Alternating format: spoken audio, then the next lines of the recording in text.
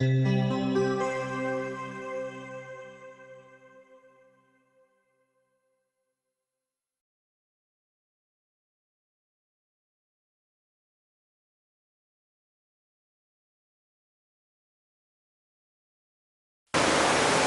pela manhã nós vimos que Jesus nos adverte, dizendo: abram os olhos e vejam os campos, eles estão maduros para a colheita.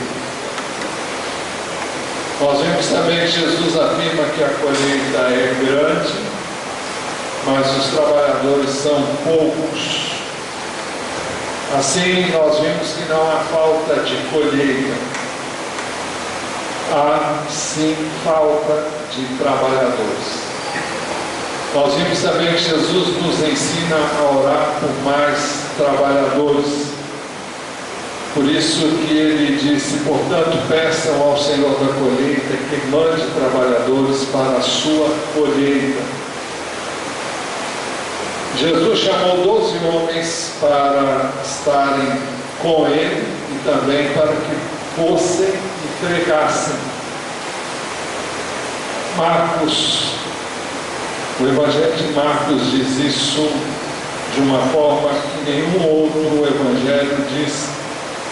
Diz assim: Jesus subiu ao monte. Lucas nos dá a informação de que ele subiu para orar. Depois disso, mas o texto diz: Jesus subiu ao monte e chamou a si aqueles que ele quis, os quais vieram para junto dele. Escolheu 12, designando-os apóstolos. A palavra apóstolo significa alguém enviado em nome de outrem. Alguém enviado com uma missão em nome de outro. Escolheu 12, designando os apóstolos para que estivessem com ele, os enviasse a pregar e tivessem autoridade para expulsar demônios. Jesus chamou outros 72 discípulos com o mesmo propósito. Depois disso, o Senhor designou outros 72 e os enviou 2 a 2 adiante dele, a todas as cidades e lugares para onde ele estava prestes a ir. Eles foram como precursores, como João Batista foi o precursor de Jesus. Eles foram precursores de Jesus nos lugares onde ele tinha o propósito de ir. Um pouco mais adiante, nós ficamos sabendo que mais de 500 irmãos foram testemunhas da ressurreição de Jesus Cristo. Nós falamos que Jesus escolheu 12, escolheu 72. O apóstolo Paulo nos dá conta que depois que ele ressuscitou, ele apareceu a mais de 500 irmãos de uma só vez, dos quais a maioria vivia quando Paulo escreveu a sua epístola. No dia de Pentecostes, os que creram tiveram um acréscimo de cerca de 3.000 pessoas. Os que aceitaram a mensagem foram batizados e naquele dia houve um acréscimo de cerca de 3.000 pessoas. Além daqueles que eram discípulos de Jesus, nesse primeiro momento, quando o Espírito foi derramado sobre a igreja, então houve um acréscimo de cerca de 3.000 pessoas. Algum tempo depois, os que creram chegaram perto de 5.000. Atos 4, verso 4: mas muitos dos que tinham ouvido a mensagem creram, chegando o número dos homens que creram a perto de 5.000. O texto nos dá a entender que eram só de homens, fora mulheres. Mas Não há como também dizer que foi assim, porque homens têm o significado de homens e mulheres também, embora em alguns lugares isso é bem claro. Depois os que creram não puderam mais ser contados. Atos 6,7 diz assim: assim a palavra de Deus se espalhava, crescia rapidamente o número de discípulos em Jerusalém. Também um grande número de sacerdotes obedecia à fé. Trata-se dos sacerdotes no antigo sistema sacerdotal, que também haviam crido e obedeciam à fé. Isto é, haviam crido em Jesus, estavam seguindo a Jesus. Uma versão, a edição revista atualizada, diz assim: crescia a palavra de Deus e em Jerusalém se multiplicava o número dos discípulos. Também muitíssimos sacerdotes obedeciam à fé. Daí por diante não se diz mais quantos eram, porque o número era incontável. Mas a igreja que experimentava um crescimento tão grande, com a morte de Estevão, teve início uma dura perseguição contra ela.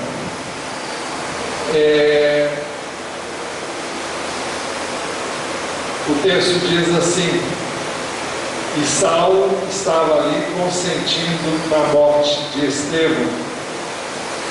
Naquela ocasião desencadeou-se grande perseguição contra a igreja em Jerusalém. Alguns homens piedosos sepultaram Estevão e fizeram por ele grande lamentação.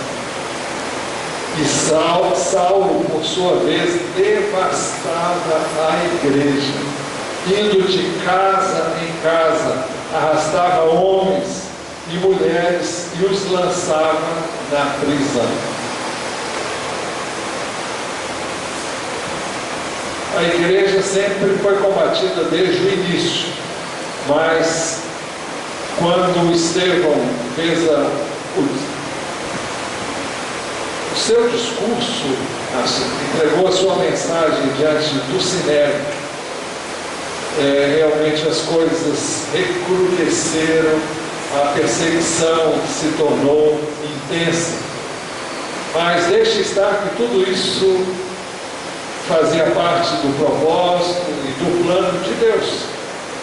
Nada acontece por acaso, e se nós formos estudar até a mensagem que Estevão trouxe naquele dia que ele morreu, os irmãos podem ver que ele estava, na realidade, preparando a igreja com um discurso que não foi feito para a igreja diretamente, mas que com certeza a igreja tomou conhecimento, como nós hoje temos conhecimento do que ele falou naquela ocasião. Os irmãos vão ver que ele enfatizou o fato de que a igreja, a partir daquele momento, ela não se reuniria mais no templo, multidões enormes, mas ela teria que se reunir nas casas, porque a perseguição faria com que o povo tão numeroso, a igreja tão numerosa em Jerusalém, fosse pulverizada. O texto nos dá conta, Atos 8:1, a segunda parte, diz que todos, exceto os apóstolos, foram dispersos. Diz assim o texto: todos, exceto os apóstolos, foram dispersos pelas regiões da Judéia e de Samaria. Quando diz todos, são todos mesmo. Porque os apóstolos não foram? Eu não sei exatamente porque não há como saber, mas eles ficaram lá para dar continuidade, vieram a se tornar uma base em termos de doutrina, em termos de fé, e porque a obra de Deus haveria de expandir-se, e toda a questão seria trazida a Jerusalém para dirimirem as dúvidas, porque eles eram os apóstolos e eles tinham estado com Jesus e eles iam dizer o que deveria ser feito. Nós temos um slide aí, bem aqui agora.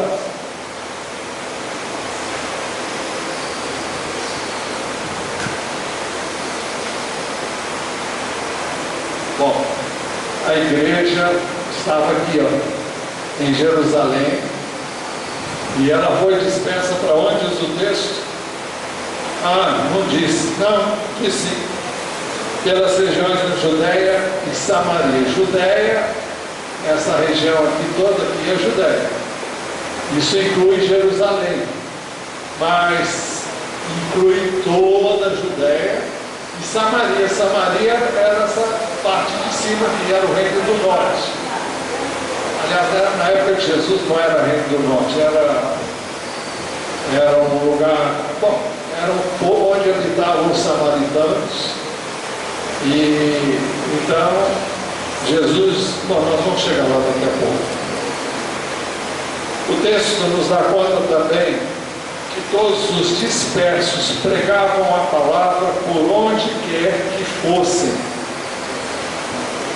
Versículo 4: os que haviam sido dispersos pregavam a palavra por onde quer que fossem. Quem é que pregava essa palavra? Eram os apóstolos. Agora nós vemos que os apóstolos ficaram todos em Jerusalém. E os que haviam sido dispersos pregavam a palavra por onde quer que fosse. Também ficamos sabendo um pouco mais adiante que os que tinham sido dispersos chegaram até outras nações, falando apenas aos judeus. O capítulo 11, versículo 19, diz assim: os que tinham sido dispersos por causa da perseguição desencadeada com a morte de Estevão, chegaram até a Fenícia, Chipre e Antioquia, anunciando a mensagem apenas aos judeus. Então vamos ver onde é isso, no próximo mapa. O texto fala Fenícia. A Fenícia era essa parte aqui, ó. Jerusalém estava aqui. Fenícia era toda essa região aqui, onde ficava a Síria naquela época, e chegaram a Chipre e Antioquia da Síria, porque tem Antioquia aqui da Psídia, mas essa Antioquia que se refere é essa aqui. Antioquia veio se tornar uma base de missões, e através da igreja de Antioquia, Paulo e Barnabé foram enviados a todo o mundo de então, e dali saíram muitos que foram missionários. A Bíblia os chamou sempre de apóstolos, hoje nós os chamamos de missionários, né? Então eles chegaram a Fenícia, Chipre e Antioquia, anunciando a mensagem apenas aos judeus. Os judeus estavam falando aos judeus. E havia ainda aquela questão de que o Evangelho tinha que ser pregado apenas aos judeus. Era esse o entendimento de muitos. Dos que tinham sido dispersos, alguns deles também começaram a falar aos não-judeus. Quem eram eles? O texto seguinte diz assim: alguns deles, todavia, cipriotas eram os que moravam oriundos de Chipre. Sirineus habitavam no norte da África. Alguns deles, todavia, cipriotas e sirineus, possivelmente judeus, que moravam nessas regiões, ou então eram Me fugiu a palavra aqui quando uma pessoa se converte ao judaísmo e ele esqueci. Mas o fato é que, seja lá quem for, o fato é que alguns deles, todavia, eles eram cipriotas e sirineus, foram a Antioquia e começaram a falar também aos gregos, isto é, aos gentios, aqueles que não eram judeus, contando-lhes as boas novas a respeito do Senhor Jesus.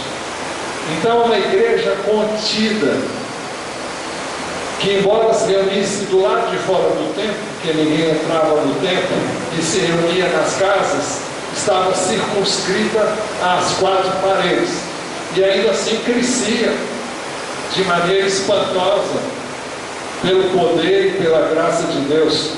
Mas agora eles são espalhados.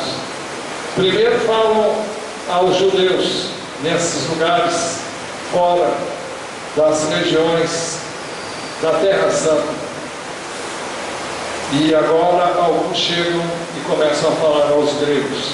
E o verso 21 diz: a mão do Senhor estava com eles, e muitos creram e se converteram ao Senhor.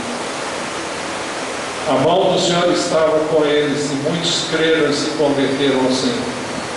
Mais tarde, o Evangelho chegaria a Tessalônica, e se diria esses homens que têm causado alvoroço em todo o mundo, agora chegaram aqui.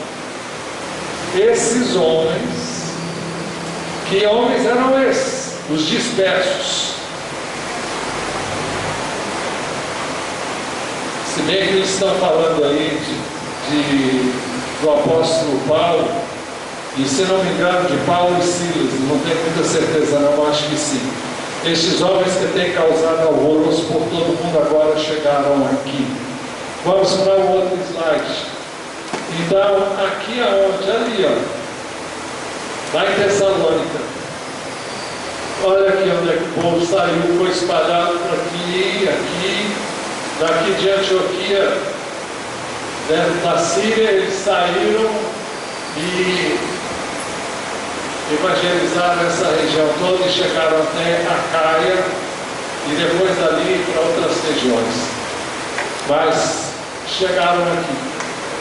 Esses que têm transtornado o mundo, aliás, aqui diz esses que têm causado alvoroço por todo o mundo, agora chegaram aqui. E significa que se falava deles, dos dispersos por todo o mundo, agora estavam chegando lá. A pergunta que queremos fazer nessa noite é: qual era o segredo desses seguidores de Jesus? Primeiro, todos aceitaram o chamado para seguir Jesus e deixaram de viver sua própria vida para terem a vida de Jesus neles. Como é que a gente sabe disso? Porque essa era a condição que Jesus deu para as pessoas seguirem. Essa é a condição que Jesus diz que eu e você podemos seguir. Jesus dizia a todos: se alguém quiser acompanhar, se alguém quiser me seguir, negue-se a si mesmo, tome diariamente a sua cruz. Tomar a cruz significa morrer para a sua vida, abrir mão da sua vida, da sua vontade, e siga. E ele acrescentou: pois quem quiser salvar a sua vida significa viver a sua vida, viver do jeito que você gosta, fazer as coisas que você quer, enfim, viver, aproveitar a vida, como muitas pessoas gostam de dizer. Todos nós temos planos, temos alvos, temos objetivos. Eu queria fazer isso, e você planeja a sua semana, você planeja o seu mês, planeja o seu ano, ou algum tipo de planejamento você faz. São coisas que você gostaria de fazer e procura fazer. Mas Jesus nos chama a, se queremos seguir, a negar a nós mesmos. Significa abrir mão da nossa vontade, abrir mão dos nossos planos. Negue-se a si mesmo, tome diariamente a sua cruz. Morra. É preciso que você morra. Para que morrer? Tome a sua cruz, negue-se a si mesmo, tome diariamente a sua cruz e siga-me. Abra mão da sua vida e faça o que eu venho fazendo. Viva como eu tenho vivido. Pois quem quiser salvar a sua vida, quem quiser viver a sua vida, a perderá. Mas quem perder a sua vida por minha causa, esse a salvará. O que significa perder a sua vida? É você deixar de fazer a sua vontade, é deixar de viver fazendo as coisas do jeito que você quer, morrer para seus desejos, seus anseios, e então a verdadeira vida, que é o Senhor Jesus, vai assumir o controle da sua vida, e aí você vai ver que o que se estava vivendo era uma coisa tão insignificante, tão miserável, tão pobre, comparado com a vida que é a dele em você, com a vida que é a dele em mim. Pois quem quiser salvar a sua vida perderá, mas quem perder a sua vida por minha causa, esse a salvará. Nós não somos salvos porque fazemos isso, mas quem é salvo e conhece ao Senhor só pode ter a vida dele na sua plenitude se abrir mão da sua própria vida. Você não pode ter vontades próprias, você não pode ter escolhas próprias, você não pode escolher seu estilo de vida.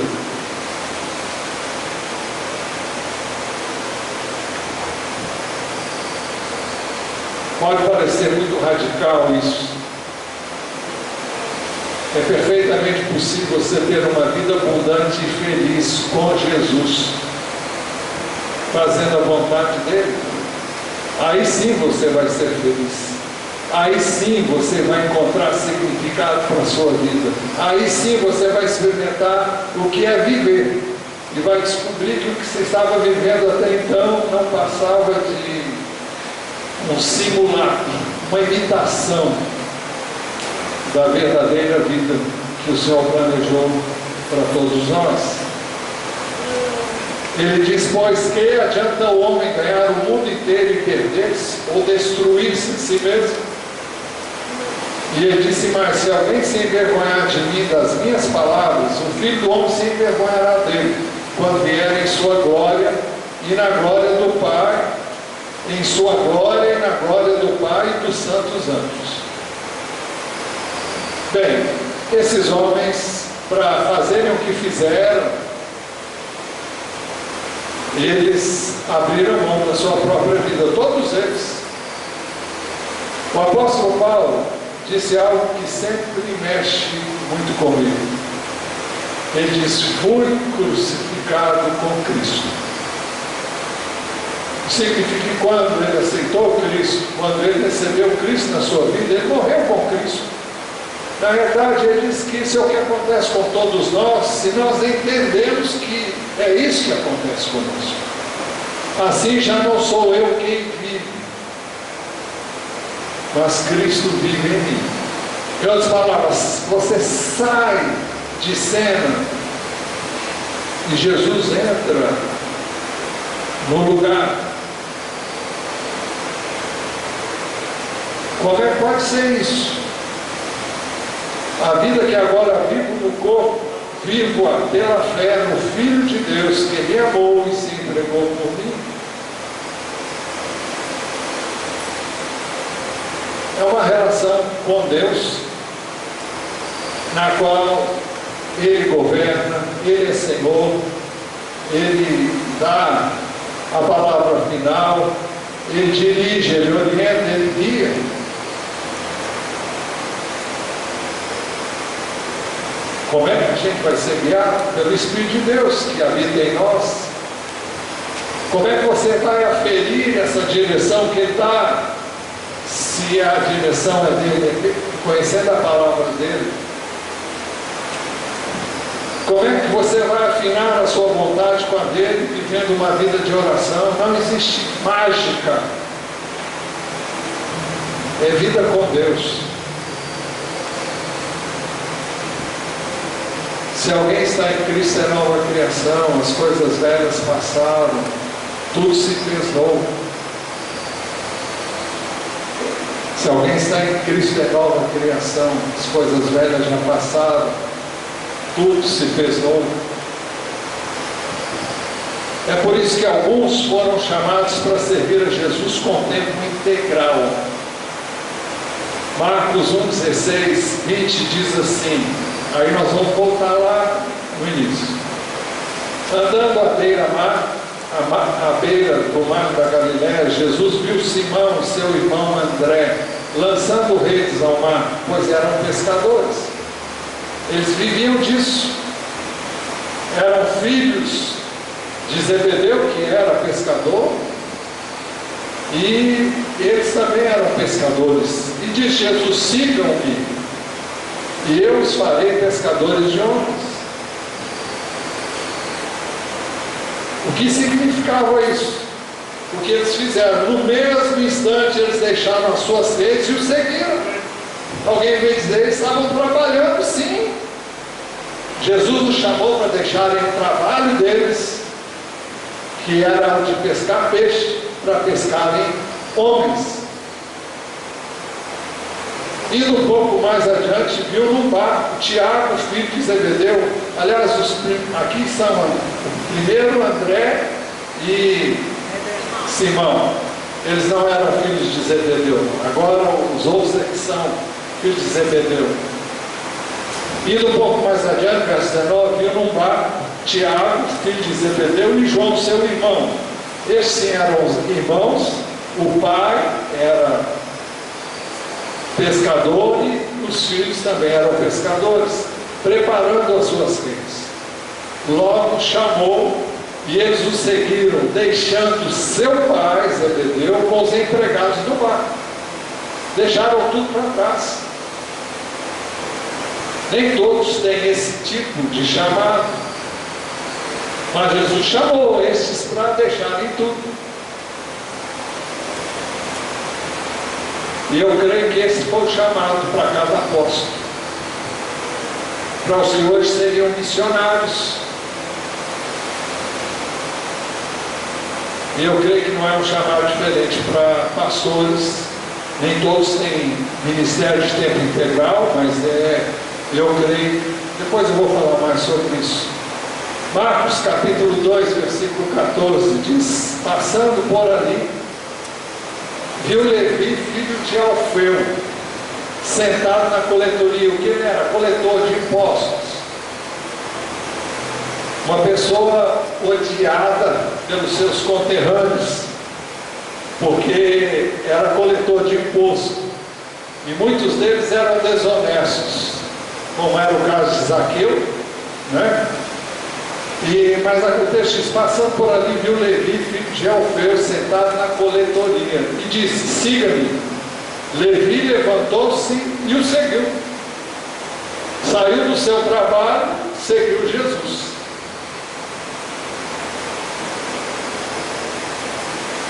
Ele é o mesmo Mateus, no Evangelho de Mateus. É o Mateus que escreveu o livro de Mateus. Mateus 9,9 diz assim: saindo Jesus, viu um homem chamado Mateus, sentado na coletoria, e disse-lhe: siga-me. Mateus levantou-se e o seguiu. Você vai dizer, afinal de contas, qual é o nome do homem? Pode ser que fossem os dois, podia ser conhecido por um e por outro, mas que é a mesma pessoa, não há nenhuma dúvida. Ninguém tem dúvida quanto a isso. E agora sim, hoje, apóstolos, evangelistas e pastores podem ter um chamado de tempo integral. Não são todos chamados para ter um tempo integral, mas Efésios 4:11 diz: e ele é uma referência a Jesus, porque é ele que separa e vocaciona pessoas, e ele designou alguns para apóstolos, outros para profetas, outros para evangelistas e outros para pastores e mestres. Então, hoje, alguns têm esse chamado. Eu, quando recebi o chamado de Deus, eu estava trabalhando. Trabalhei ainda, tive um chamado de Deus em 1976.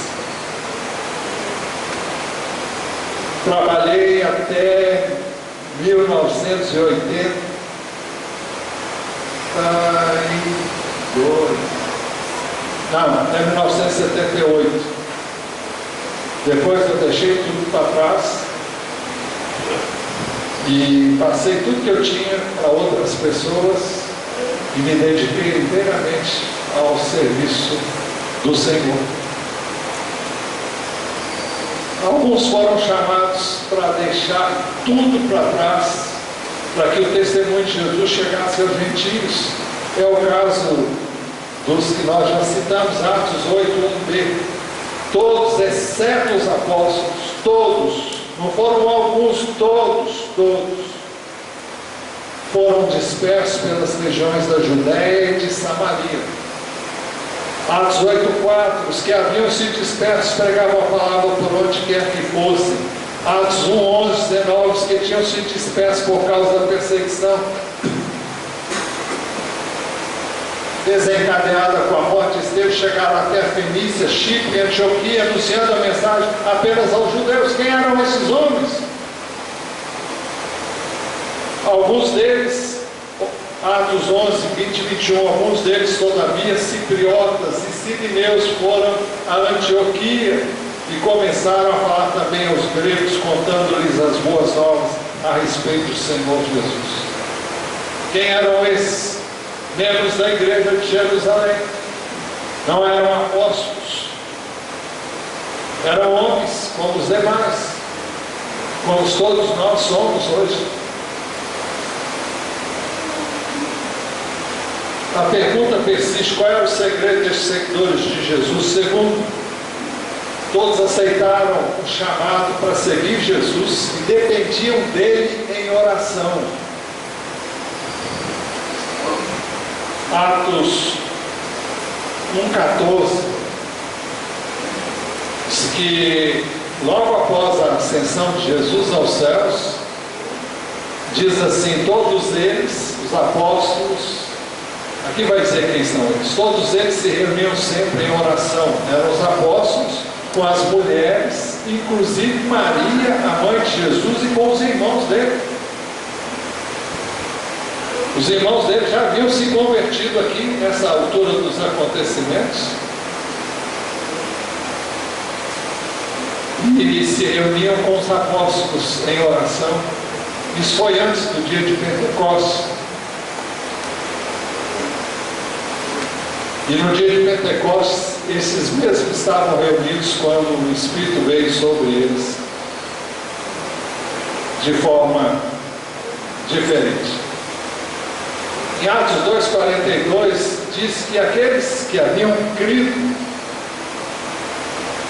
cujo número chegou a quase 3.000 pessoas, eles se dedicavam ao ensino dos apóstolos e à comunhão, ao partir do pão e às orações. Eram homens que oravam.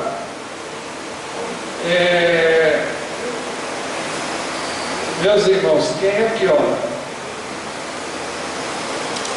Por que oramos? Nós oramos porque sabemos das nossas fraquezas, das nossas limitações, e porque sabemos que sem o Senhor nós não podemos fazer nada.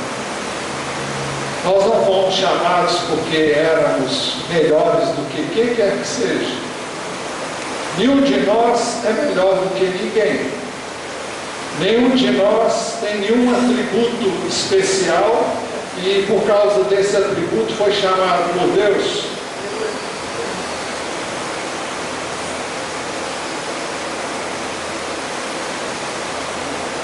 Eu gosto muito desse texto primeiro aos Coríntios, já li ele aqui, vou ler outra vez. 1 Coríntios 1, pois a mensagem da cruz é loucura para os que estão perecendo, mas para nós que estamos sendo salvos é o poder de Deus. Pois está escrito: destruirei a sabedoria dos sábios e rejeitarei a inteligência dos inteligentes. Não é pela inteligência e pela sabedoria humana que a pessoa chega ao conhecimento de Deus, não. E ele perguntou: onde está o sábio? Onde está o erudito? O homem ou a mulher cultos? Onde está o questionador desta era? Acaso não tornou Deus louca a sabedoria deste mundo?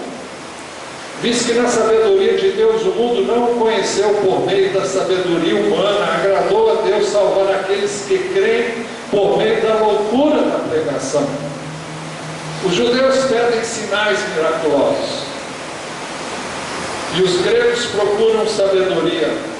Nós, porém, pregamos a Cristo crucificado, o qual de fato é escândalo para o judeu e loucura para os gentios, mas para os que foram chamados, tanto judeus como gregos, Cristo é o poder de Deus e a sabedoria de Deus, porque a loucura de Deus é mais sábia que a sabedoria humana, e a fraqueza de Deus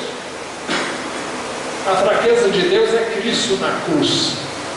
É isso que os judeus chamavam de fraqueza. E os gregos diziam que era loucura. Por isso ele chama a fraqueza de Deus. Por isso ele diz: porque a loucura de Deus é Cristo na cruz, é o Filho dele na cruz, é o sangue dele, do seu Filho derramado para a remissão dos nossos pecados. Porque a loucura de Deus é mais sábia que a sabedoria humana, e a fraqueza de Deus, Cristo na cruz, eu estou dizendo, é mais forte do que a força do homem. Irmãos, pensem no que vocês eram quando foram chamados.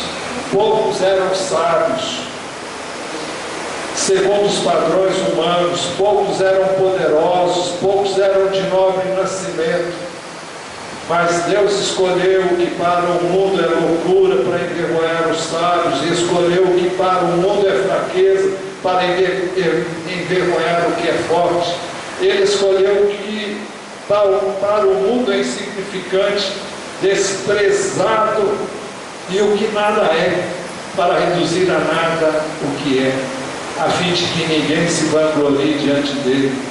É, porém, por iniciativa dele que vocês estão em Cristo, o qual se tornou sabedoria de Deus para nós, isto é, justiça, santidade e redenção, para que, como está escrito, quem se gloriar, glorie-se no Senhor. Nenhum de nós é chamado a servir a Deus por causa da nossa capacidade. Eu muitas vezes me questionei, não sei por que Deus me chamou, não sei, até hoje não sei explicar, a não ser nesse texto aqui. Deus escolhe as coisas loucas do mundo e eu me incluo nelas. Eu jamais me escolheria, eu jamais me ofereceria. Aliás, eu oferecer-me a Deus, eu me ofereci sim, dei minha vida a Ele e disse que Ele podia fazer o que quisesse dela. E depois disso Ele me chamou. Mas eu jamais podia imaginar que seria um pastor. Pensei que Ele fosse me chamar para servir melhor na igreja. Jamais pensei em ser pastor na vida. E até o último instante eu não sabia que era para isso que ele estava me chamando. Eu sabia que ele falou claramente que estava me chamando. Isso eu não tenho nenhuma dúvida. Agora, que direção ele ia dar, eu não sabia até o último momento.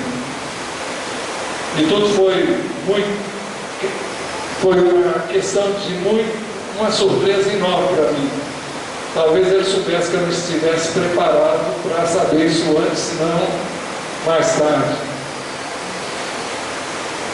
Mas qual era o segredo destes homens, desses seguidores de Jesus? Em terceiro lugar, todos aceitaram o chamado para portão. Em segundo lugar, o segredo deles eram homens de oração. Se você quer servir a Deus, você tem que orar. Porque não dá para fazer a obra de Deus na força da carne.